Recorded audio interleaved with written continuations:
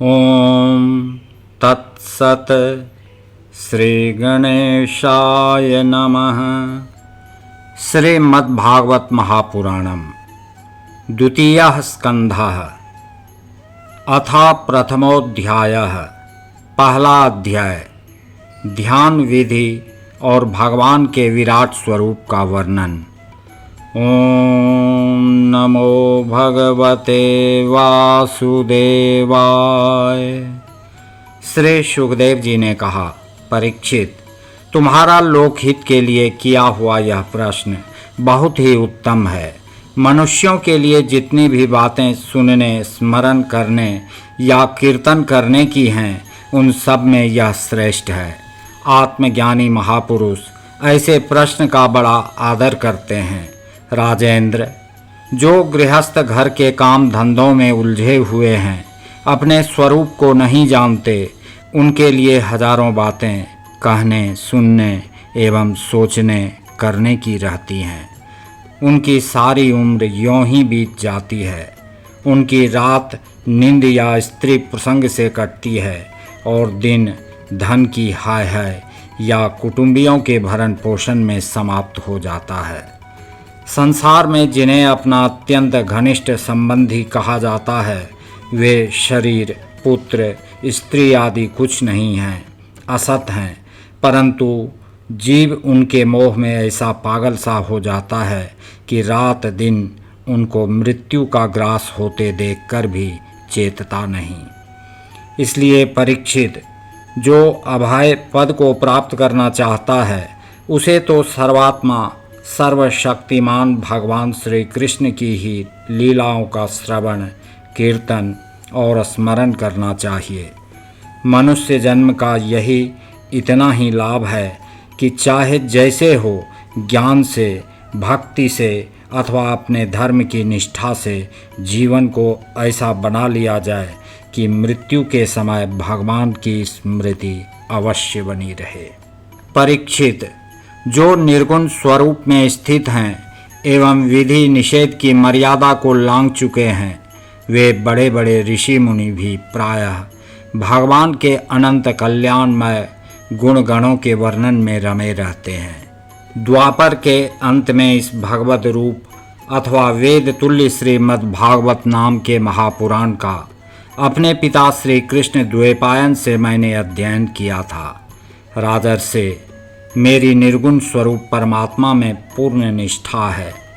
फिर भी भगवान श्री कृष्ण की मधुर लीलाओं ने बलात् मेरे हृदय को अपनी ओर आकर्षित कर लिया। यही कारण है कि मैंने इस पुराण का अध्ययन किया। तुम भगवान के परम भक्त हो, इसलिए तुम्हें मैं इसे सुनाऊंगा। जो इसके प्रति श्रद्धा रखते हैं, उनकी शुद्ध चित्त वृत्ति भगवान श्री कृष्ण के चरणों में अनन्य प्रेम के साथ बहुत शीघ्र लग जाती है। जो लोग लोक या परलोक की किसी भी वस्तु की इच्छा रखते हैं या इसके विपरीत संसार में दुख का अनुभव करके जो उससे विरक्त हो गए हैं और निर्भय मोक्ष पद को प्राप्त करना चाहते हैं, उन साधकों के लिए तथा योग संपन्न सिद्ध ज्ञानियों के लिए भी समस्त शास्त्रों का यही निर्णय है कि वे भगवान के नामों का प्रेम से संकीर्तन करें। अपने कल्याण साधन की ओर से असावधान रहने वाले पुरुष की वर्षों लंबी आयु भी अनजान में ही व्यर्थ बीत जाती है। उससे क्या लाभ?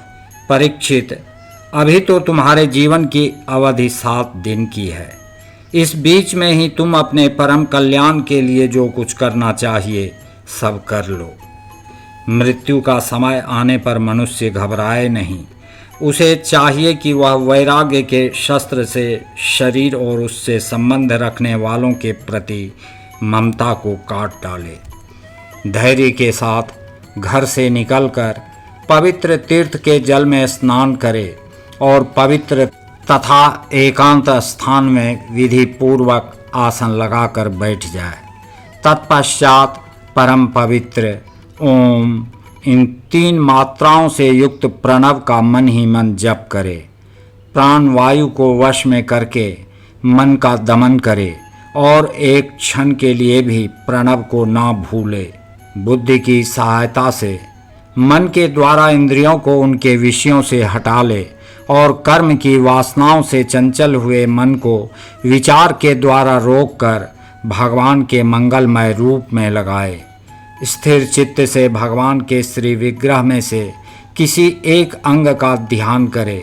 इस प्रकार एक एक अंग का ध्यान करते करते विषय वासना से रहित मन को पूर्ण रूप से भगवान में ऐसा तल्लीन कर दे कि फिर और किसी विषय का चिंतन ही ना हो। वही भगवान विष्णु का परम पद है, जिसे प्राप्त करके मन भगवत प्रेम रूप आनंद से भर जाता है। यदि भगवान का ध्यान करते समय मन रजोगुण से विक्षिप्त या तमोगुण से मूढ़ हो जाए तो घबराए नहीं। धैर्य के साथ योग धारणा के द्वारा उसे वश में करना चाहिए, क्योंकि धारणा उक्त दोनों गुणों के दोषों को मिटा देती है। धारणा स्थिर हो जाने पर ध्यान में जब योगी अपने परम मंगलमय आश्रय अर्थात भगवान को देखता है, तब उसे तुरंत ही भक्ति योग की प्राप्ति हो जाती है। परीक्षित ने पूछा, ब्रह्मन, धारणा किस साधन से किस वस्तु में किस प्रकार की जाती है और उसका क्या स्वरूप माना गया है जो शीघ्र ही मनुष्य के मन का मैल मिटा देती है?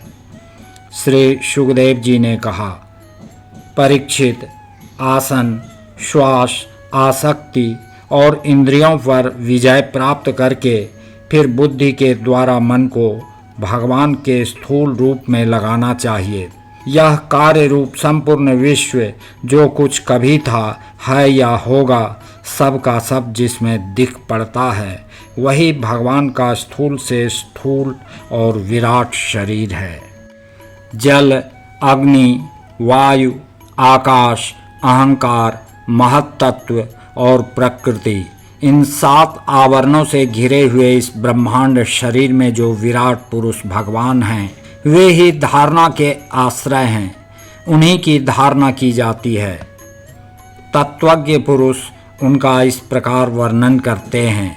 पाताल विराट पुरुष के तलवे हैं, उनकी एड़ियाँ और पंजे रसातल हैं। दोनों गुल्फ एड़ी के ऊपर की गांठें महातल हैं, उनके पैर के पिंडे तलातल हैं। विश्व मूर्ति भगवान के दोनों घुटने सुतल हैं, जांघें वितल और अतल हैं।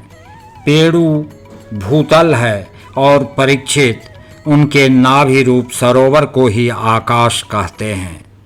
आदि पुरुष परमात्मा की छाती को स्वर्गलोक, गले को महरलोक, मुख को जनलोक और ललाट को तपोलोक कहते हैं।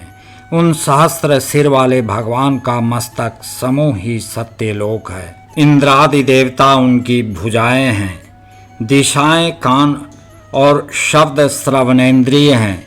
दोनों अश्विनी कुमार उनकी नासिका के छिद्र हैं। गंध घ्राणेन्द्रिय है और धधकती हुई आग उनका मुख है।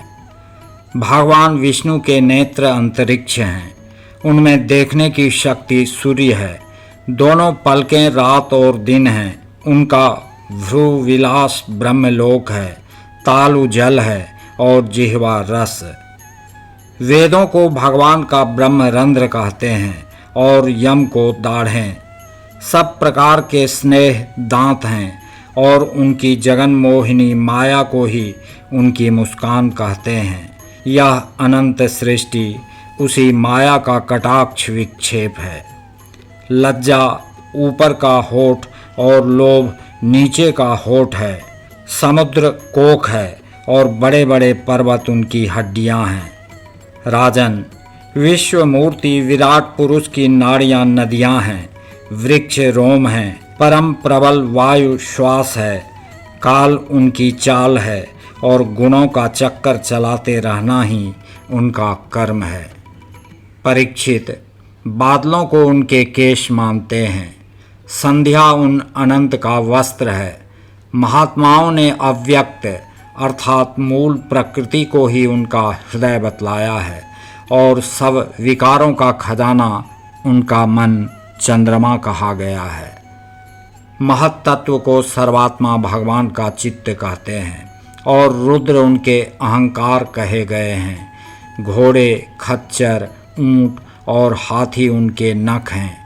वन में रहने वाले सारे मृग और पशु उनके कटी प्रदेश में स्थित हैं। तरह तरह के पक्षी उनके अद्भुत रचना कौशल हैं। स्वयंभू मनु उनकी बुद्धि हैं और मनु की संतान मनुष्य उनके निवास स्थान हैं। गंधर्व, विद्याधर, चारण और अप्सराएं उनके षड्ज आदि स्वरों की स्मृति हैं। दैत्य उनके वीर्य हैं। ब्राह्मण मुख, क्षत्रिय भुजाएं, वैश्य जंघाएं और शूद्र उन विराट पुरुष के चरण हैं। विविध देवताओं के नाम से जो बड़े बड़े द्रव्यमय यज्ञ किए जाते हैं वे उनके कर्म हैं। परीक्षित, विराट भगवान के स्थूल शरीर का यही स्वरूप है, सो मैंने तुम्हें सुना दिया। इसी में मुमुक्षु पुरुष बुद्धि के द्वारा मन को स्थिर करते हैं, क्योंकि इससे भिन्न और कोई वस्तु नहीं है।